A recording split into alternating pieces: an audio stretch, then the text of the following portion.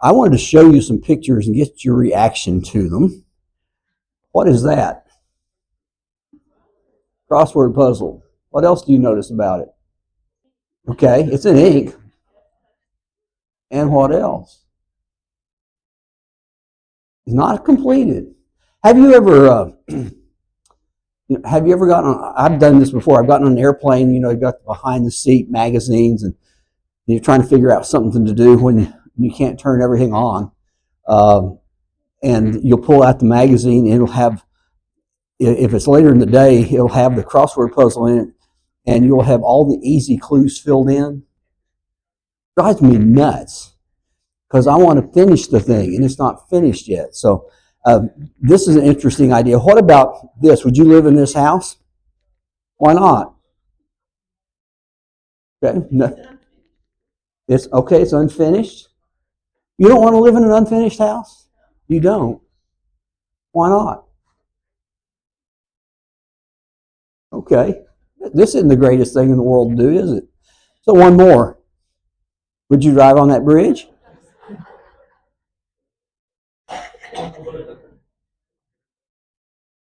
You can go fishing, I suppose. I always wonder about bridges like that. I imagine that's a bridge built by the federal government. There was a bridge kind of like that back in the 70s when Harry Byrd was the majority leader of the Senate. The rule of thumb in politics is to make sure your district gets money. The only policy you got. You can talk about all those other goals. If you can't furnish money to your district, you're in trouble. And so in West Virginia, Harry Byrd, very powerful, and he passed a bill that would build a bridge on the West Virginia side of the river. The problem is, on the other side, there was another state, and they didn't want the bridge. And so they built this bridge. It's a perfect example of what problems are.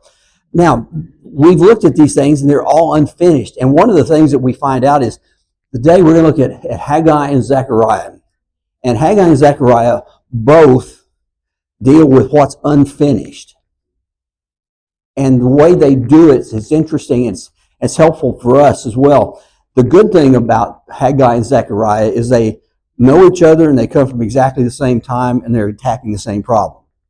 And so that way I can pull these together today. But we do have a gap in time when you get to these books.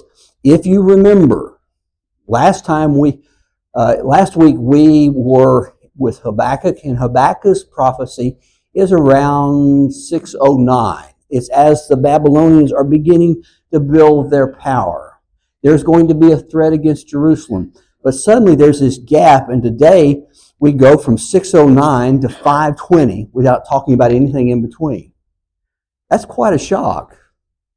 If you were to say, we're going to talk about today, and the last time we talked was about 1900, think about all the things would have intervened in that 125-year span. And that was true about this as well. One of the things that happened was, in 609, when Habakkuk gives his prophecy, he does tell people, he said, something's going to happen, and it's going to be terrible, it's going to be horrible, and it's going to be destructive. And so in 605, the Babylonians did come. The first thing they did, they had three different phases. Number one was they took the young men, the future of Judah. That's where Daniel and Meshach, Shadrach, and Abednego, they're gone in 605. When you take away the future, you kill the hope. The Babylonians knew that. And then they put a king in power, Jehoiakim.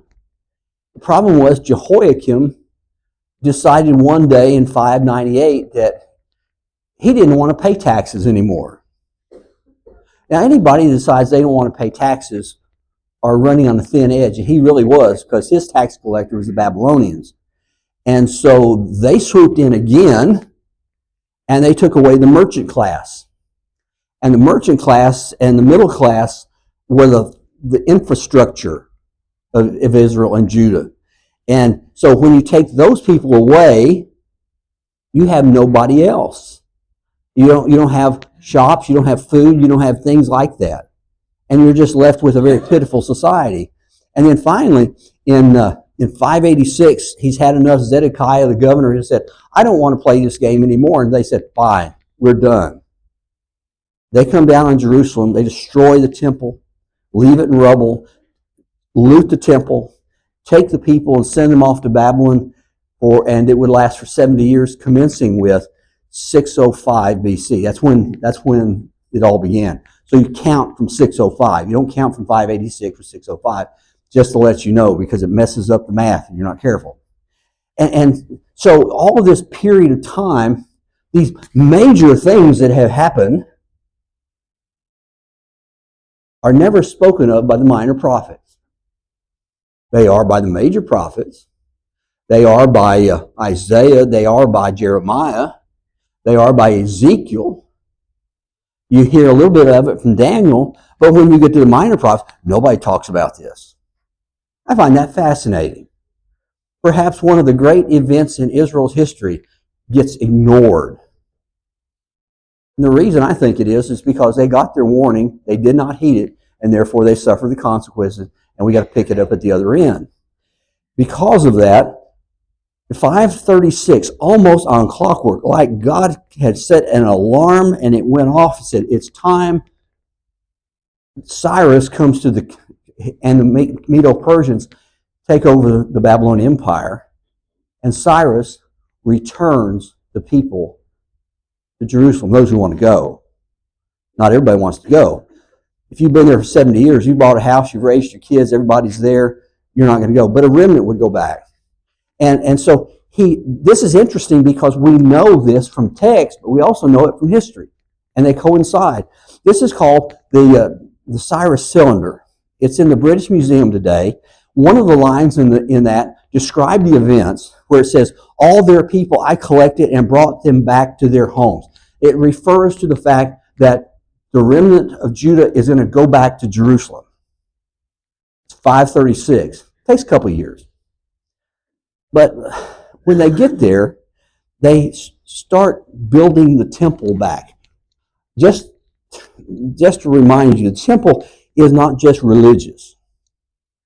We think temples are a religious thing, and therefore, because we have preached that the church is not the building but the people, we think, the temple, who cares? What do you need a temple for? That's not the point. The temple in Israel was social, it was governmental, it was an expression of their solidarity and God being with them. It was an expression of everything. And so this was the first thing to be rebuilt when they got back in Jerusalem. The problem came because when they started under the edict of Cyrus, the Samaritans who had lived in that place didn't like it. If somebody moves into your neighborhood and they start doing things and you don't like it, doesn't it make you feel uncomfortable? I remember when Vicki and I moved into we built a brand new house where we used to be, and the day we moved in, our neighbor behind us had a heart attack. I don't know if he was afraid of a 2-year-old and a 5-year-old or not. He should have been. I was. But it may not have had anything to do with it, but he really didn't want anybody living behind him. He let you know about it on a regular basis. Now, I cut him some slack because I found out he was a survivor from the Bataan Death March, and that gives you a right to be cranky. And I can imagine here, they come in, and the Samaritans said, we'll help. We'll show you how to do it. We want to be in control of this. You're now in our property, and so we're going to be the foreman. And they said, no, Cyrus told us that we are supposed to build this, not you. Well, when you're rebuffed like that, the way you handle it is you begin to become an adversary. And so it says in Ezra chapter 4 that the people of the land discouraged the people of Judah and made them afraid to build. Fear sets in. And that brings us to the two men we're going to look at today. There are two men who know each other sort of side by side. In Ezra chapter 5, it talks about two prophets, Haggai and Zechariah. It names them by name, by the way. When you get down to chapter 6 of Ezra, it talks about the prophesying of Haggai the prophet and Zechariah the son of Iddo. So we know where they fit in history for a lot of reasons. This is one way to do it. We also know they knew each other. We also know that they faced the same situation. But who are they?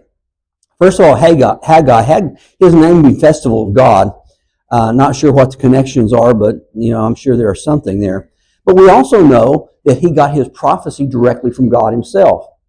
Because it says there, the word of the Lord came by the hand of Haggai the prophet to Zerubbabel the son of Shealtiel. Other words, God said, I want you to tell these people this. That gives him power and prestige. Now, some people believe he may have been present at the destruction of the temple in 586. He's an older man, by the way. We can kind of gather that from various things. But there's a reason for this. But he may have been born in Judah, and at least as a boy witnessed the burning of the temple and the expulsion of the people from the land. That is a memory you don't miss. And now something's seared up here that you can't move from. When you get to Zechariah, his name means God remembers. That's very appropriate for what he's going to say, because that's what it's about. He's younger than Haggai. Haggai may be in his 80s or his 70s or something like that. He's probably in his 20s. Now, he has an interesting idea, because some people believe this. Somewhere after the exile was over, there was a real risk that they would lose the writings that they had assembled. Prophets, Moses, history, poetry, all those things. And so a group of people got together and collected them to preserve them. One belief is that one of those members is Zechariah, who created this collection that we now call the Old Testament, save these two books in Malachi. That's an interesting idea, that he had that kind of foresight. Their problem, though, that they faced was the problem that the people had started to build the temple, but they stopped, as we saw in Ezra. They were totally discouraged. They didn't know what to do, and so they quit building the temple and started building their own houses. Well, if we can't work on that, we got to work on something else. I know I need a place to live. And my house is a mess too, so I'm going to build my house, and one of these days we'll get back to the temple. The thinking. That was all because of this big word called discouragement. Now, discouragement has two sources. The first source is external.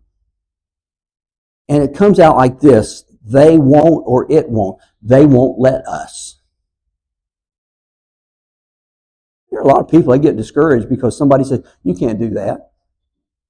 I also know there are some people that say, just watch me. Those are the ones that are either very brave or very stupid, depending on the situation. If you're facing a 3-foot drop when you're a kid, you go out with a bicycle and it's got this big old hill, and you're going to jump down this hill. And you know that if you jump down that hill, you're going to be in pieces when you get down the bottom. And there are those kids. You say, you shouldn't do that. You're going to get hurt. And they go, just watch me. Well, when the ambulance arrives, you understand what happened. But this is one source of discouragement. And this is what happened to Judah. This is what the Samaritans were doing. You can't do this. We won't let you. We have to be part of this. And if not, you're not going to be building this. Now, the second, though, is internal. And that comes out like, I can't, or we can't. The circumstances are so badly against us, we just give up. They don't push against anything, they don't try anything, they just give up. A lot of people, that's what they do. They say, well, I'm sorry, I just can't do that. Well, why not? Well, I just can't. I really can't. It's just not going to work. And sometimes it doesn't make a lot of sense, but that's what discouragement does. And when you are discouraged, this is almost a truism, you do what is easiest, not what is best. I read about an author one day, a very famous writer, and he said, I have the secret to a clean desk. He said, my secret is if I get an email from my editor wanting the first manuscript by the end of the week, he said, I look at that blank sheet of paper, and he says, that's hard. I don't know where to start. I need to clean my desk before I start. That'll make it work better. He said, I'll have the cleanest desk in town, and I haven't written a word. That's what happens. You do what's easiest, not what is best, when you're discouraged. And so Haggai and Zechariah are attacking the same problem, but they do it differently. You do know there are ways to deal with this that are different. For Haggai, who's older, he used the exhortation method. This is what we ought to do. Go do it. You've had those people. Let's go do this thing. We're going to make this thing happen. This is going to be the greatest thing in the world. I've known exhorters in my life. Some of them were overblown, but they all had good motives. Sometimes this works. Sometimes it doesn't. But the younger Zechariah takes a different approach. Instead of exhorting, here's what we ought to do, he encourages, because his theme is, here's what God is doing. Now, both of those were important, and both of them were necessary. That's why God puts them in tandem. They needed a push, and they needed a pull. And that's what God gave them in these two men. But we do know the date. There are very few times in Scripture you could circle a date on a calendar and say, that's when it happened. Not here. Man, you can set your clock by this one. It says, in the 2nd year of Darius the king, in the 6th month, on the 1st day of the month, the word of the Lord came by the hand of Haggai the prophet. Now, we know exactly what date that is. You want to know what day that is? It's August the 29th, 520 BC. That's what it's going to be. It is so precise. It's that way for a reason. As we're going to see, it's important to do it this way. Haggai, when he starts to preach, says, I have been paying attention at the plight you folks are in. You have sown much and harvested little. You eat, but you never have enough. You drink, but you never have your fill. You clothe yourselves, but no one is warm. And one who earns the wage does so to put them in a bag with a hole in it. He says, you're working real hard, but nothing has ever happened. Your life is not working well. And the question is, well, why is it not working well? Well, God answers the question. He says, you want to know why this is not working well? He says, because my house lies in ruins while each of you busies himself with your own house. Therefore, the heavens above have withheld the dew and the earth has withheld its produce. He said, the problem is you have been working on the wrong end of the problem. You're busy, but not productive. You ever been busy but not productive? You get home tired and you go, I don't know what I did today. Oh, that's a terrible feeling. But that's what he says. The reason you're not having any success in your life here is because you've got the wrong idea. He's talking about a problem of priorities. Which comes first? At one time, in one of my churches, I was meeting with the elders, as I would do on every Monday night, and we had one elder that I don't know what was wrong with him, frankly.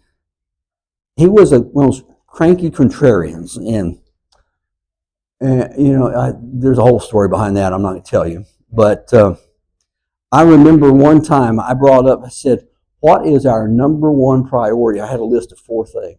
What's our number one priority? And he said, "They all are our number one priority." Really? Try to make a list like that. 1 dot, 1 dot, 1 dot, 1 dot. They're all important. Or all equally important. They're not. You will do what is comfortable before you do what is right. Remember that. Problem priorities. You do the comfortable thing instead of the right thing. That's one way to act. Or you do the right thing before you do the comfortable thing. So the question for us is, which one do we do? You will measure your life against that standard. Which one do you do? Do you do the comfortable things or the right things? And which order do you put them in? God doesn't really blame you for doing comfortable things. He just wants them in the right order. So which do you do? It's an interesting problem. But Haggai doesn't just say, go to it, here's a hammer, start swinging. He knows what's going to happen. Discouragement will set in again. What will happen is the Samaritans will come at them again, and they'll go, they won't and we can't. And he says, you're not going to be out there building this thing by yourself. I am with you, declares the Lord. There's a lot of things you can do if you know you're not doing it by yourself. There are a lot of things what we're afraid to do because we don't remember that God's with us at the same time. That I can't tell you any Bible study I've ever gone on that I've felt comfortable knocking on the door. I got to tell you that. I don't take rejection well. I don't sell vacuum cleaners door to door well, okay? That's not my plight. But when you go up and knock on a door to somebody you're going to study with, you're going to assume you're going to have a wolf behind it. That's the way it is up here. But I always had to remind myself of this verse, I'm with you, says the Lord. You can do almost anything in life if you remember the Lord is with you. And so, it says, and they came, and they worked on the house of the Lord their host, their God, on the 24th day of the month, in the 6th month, in the 2nd year of Darius the king. It was finished. Here's the deal. 16 years they hadn't done anything about this. They started, never did much about it. Once they got to work on it, it took 24 days. How many things do you and I procrastinate that we think is going to take forever? And you go, it didn't take so long after all. They ignored the temple for 16 years, but when they got to it, 24 days.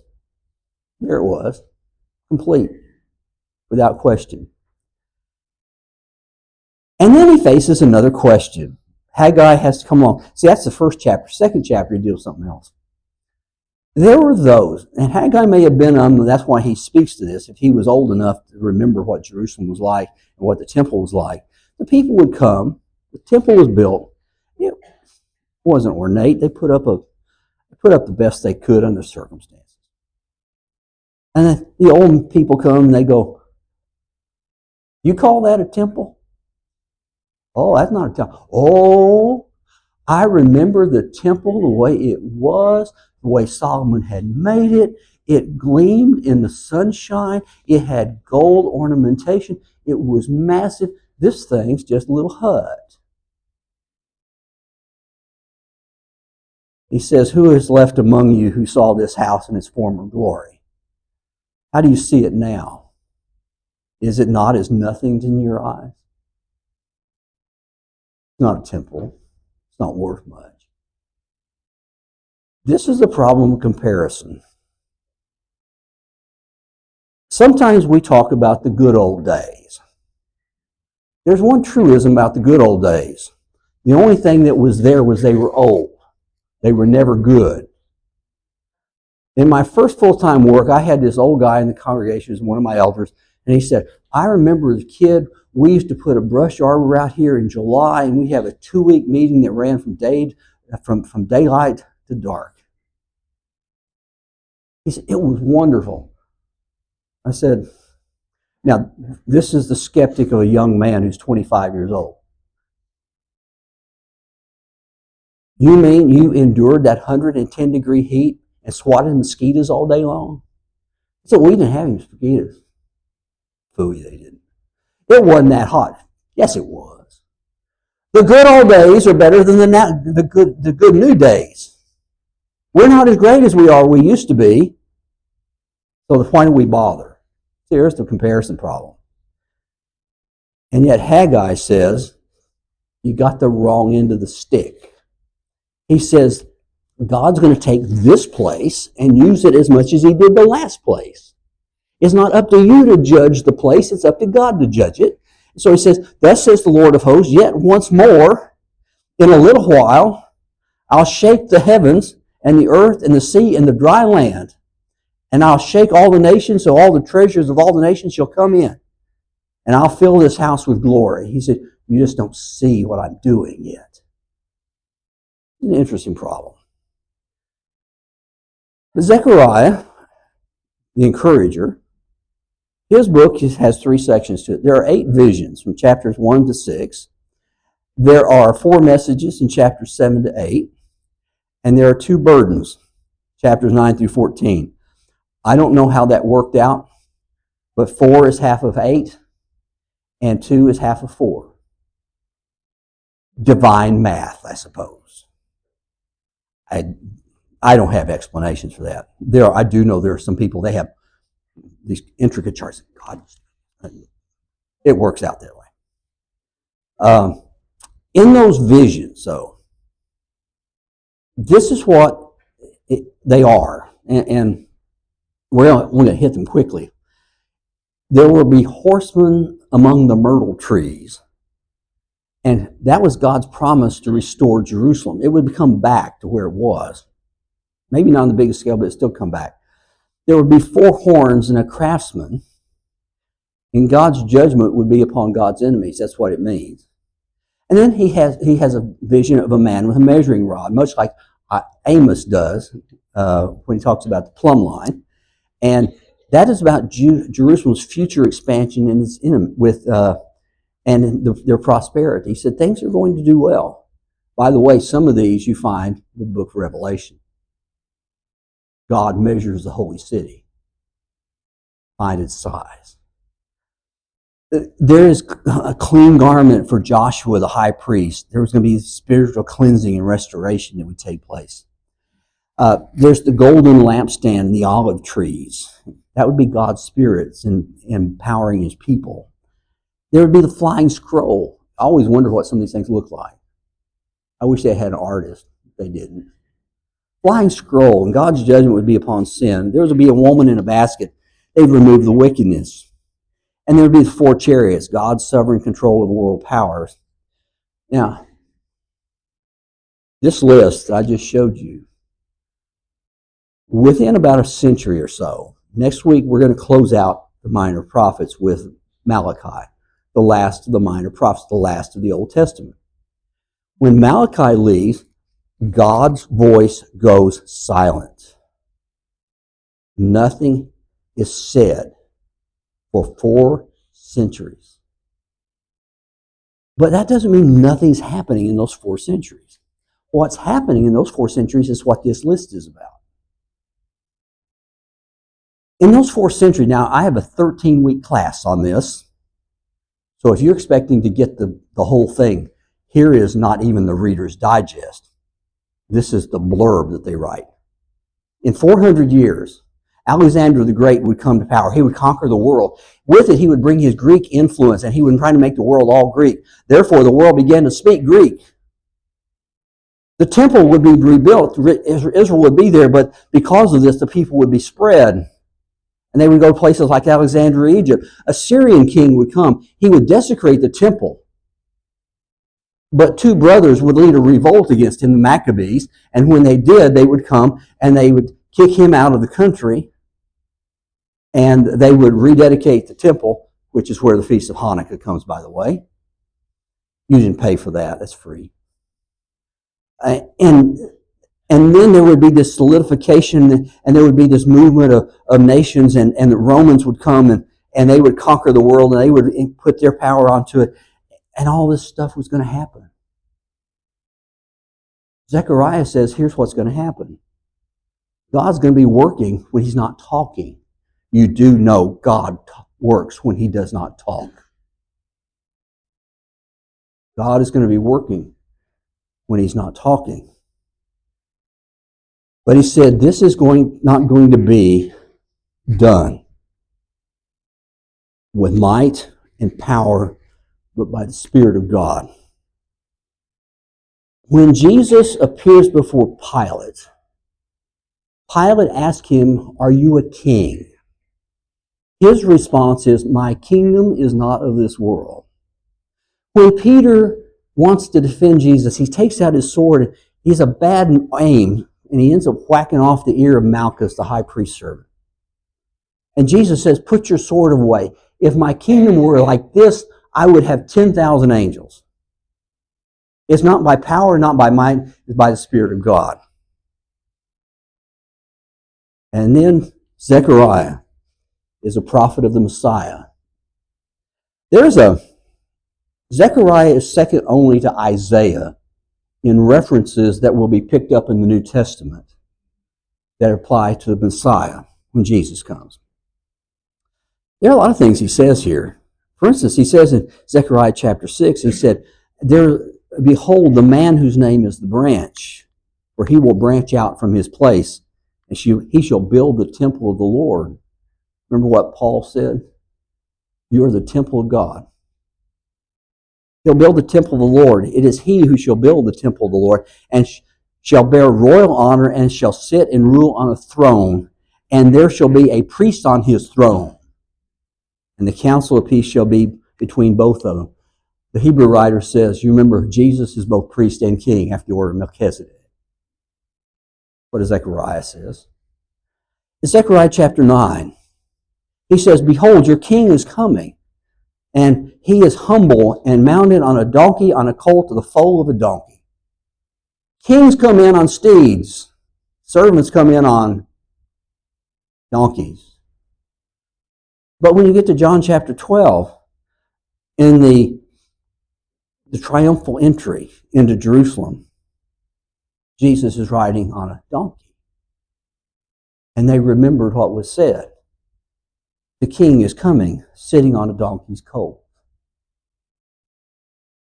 You would come to Zechariah chapter 12, and he says, when they looked on me, on him whom they have pierced, they shall mourn for him as one mourns for an only child.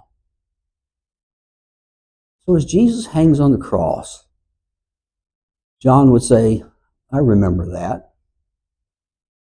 Scripture says they will look on him whom they pierced. Reaches back to Zechariah, applies to Jesus.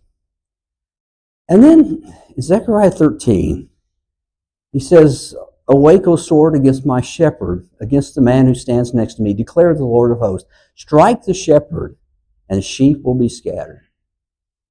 Jesus begins to explain to his disciples the coming of his crucifixion. He said, they're going to arrest me, and he said, and you're all going to leave. That's where Peter makes his Patrick Henry speech that he can't keep. But Jesus said, and here's what's going to happen. He says, for it's written that they'll strike the shepherd and the sheep will scatter. Right out of Zechariah chapter 13. And so if you're trying to put these things together, a lot of things are true. And this is true here. He says, it seemed good to give me your wages, but not keep them. So they weighed out my wages, 30 pieces of silver. And the Lord said to me, throw it to the potter. When Judas comes, he barters with the ruling class to betray Jesus for 30 pieces of silver. He betrays Jesus, and then he has seller's remorse. Not buyer's remorse, seller's remorse. I shouldn't have done this. I can't keep this money. He goes back to them and he says, here, take it back. And they said, we can't take it back. We can't put blood money back in the treasury. I always thought that was interesting. You could take blood money out of the treasury, but you couldn't put it back. Something's weird there. And so he throws it at them, and they said, well, what are we going to do with it? And so what they do, they go buy a potter's field where they're very paupers. The reason they call it a potter's field is because the potter would throw his broken pots there. It was the dump. So when you read the story in Matthew chapter 27, it says, now he took it, said this had been fulfilled by, had been spoken by Jeremiah. I think Jeremiah has a reference to it as well, but it says, and they took 30 pieces of silver, the price of him on whom a price had been set by some of the sons of Israel. Think about this. Everything Zechariah says in detail, the amount and what will happen to it is exactly what happens to it. So if you were to think about this, try to put these two things together. There's the one thing, if you want to put them together, this is it. We're to build the temple, but God's building a kingdom. That still applies to us, by the way, today. We're supposed to do what God wants us to do. We're building a temple. God's building a kingdom. When we do what we have to do, God will do what he needs to do. Can't escape it. So if we come to the end and we start thinking, what does this tell us? That, first of all, a lot of our problems are caused because we neglect the important things. We don't have priorities straight. So think carefully about what God really wants you to do.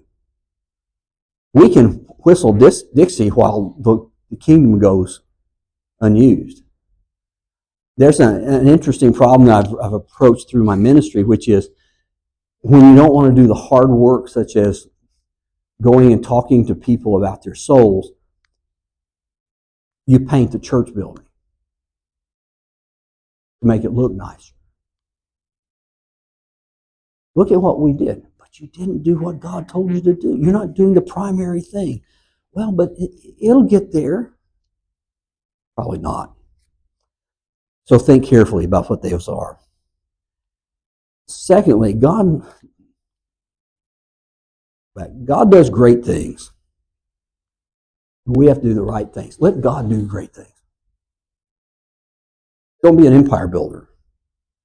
What that means. Don't think that you can accomplish everything. Let God do those things. So just get moving, doing what you can do, and let God do what he needs to do. And then the last thing is, what we do will take days. Remember how long it took to build the temple finally? It took days. What God does takes centuries. Which means that no matter what is taking place, God is still working there. So take heart that God is still doing what he wants to do in the time.